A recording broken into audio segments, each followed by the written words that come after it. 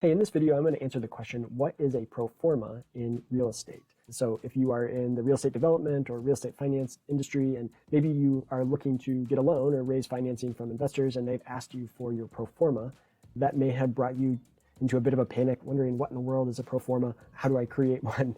And it's kind of standing in your way between you and raising the capital you need for your project. Well, you've come to the right place. I'm going to try to explain this to you in a simple way as possible and show you not only what it means, but also how to calculate it and show you a tool that you can use to calculate a pro forma for your real estate project. Before I dive into that, just a little bit of background. My name is Adam Huxema. I'm the co-founder of Projection Hub. We help founders create financial projections for various different businesses and industries. We do a lot of work in real estate, and so that's specifically what I'm going to be talking about today. What is a pro forma in the real estate industry? So with that, let's go ahead and dive into today's video. Okay, so we're just going to start with a simple Google question here in definition. What does pro forma mean in real estate? Google says it is a future projection of a property's cash flow or net operating income. We'll talk through what that means and how to calculate that. But really, pro forma just means a forecast, a future projection based on a set of assumptions. And so you need to be able to, in order to produce a pro forma, you need to be able to establish a number of assumptions about your property and then use that to create a set of forecasted financial statements. So I have pulled up here our multifamily apartment developer template. And so we'll link to this template along with our other real estate related projection templates in the description of the video below. So you can grab a template that is best fit for you. But I'll just show you kind of what a pro forma actually is. So this is a pro forma. It's a 10-year projection template for, in this case, a multifamily apartment complex.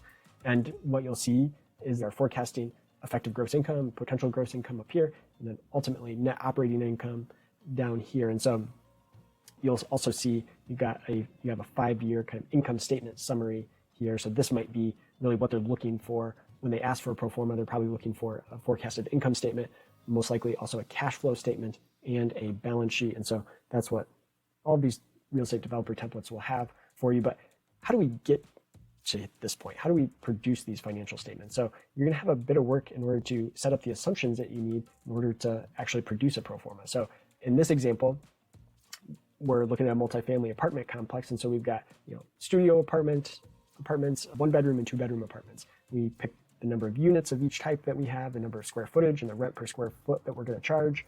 We need to know when we're going to open or complete the construction of the property, when we're going to open them up for rent, and how long it's going to take us to kind of reach a stabilized rent for the property. We also need to know assumptions like vacancy rate. So what percentage of the units do we expect to be vacant? We need to know operating expenses on an ongoing basis. And so there's different ways that we might forecast or project expenses, and they might be on a per unit basis, a per square foot basis, or an entire property basis. You also have salaries and wages. You might need to forecast, maybe you have a property manager for the property. You need to input that somewhere. You're also going to have a number of financing details. So how much debt are you taking out? How much equity are you getting? What are the terms of the debt? All of that's going to affect your pro forma, your projection. And so we need to enter in those assumptions here as well. And last but not least, certainly the construction budget. So your construction budget is going to make a big difference in, what that pro forma looks like and whether you end up producing a return for the investor.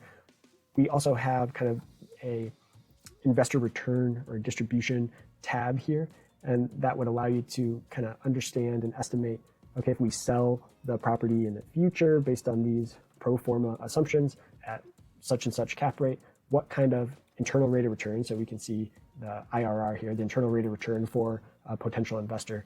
It's all based on the forecast that we're building.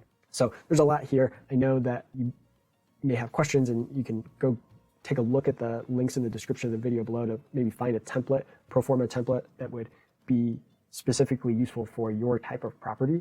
And there'll be a demo video that really walks through that template in much more detail. So depending on your specific situation, you could get a much more detailed walkthrough of how to fill that particular template out. But in this video, we're primarily focused on just answering what does that pro forma mean when somebody asks for that in the real estate industry. And so hopefully you can have an idea of what those investors or lenders might be looking for and what you need to do in order to produce that. So if you have any questions, reach out to us at support@projectionhub.com or leave a comment in the comment section of the video below, and we'd be happy to help. Thanks.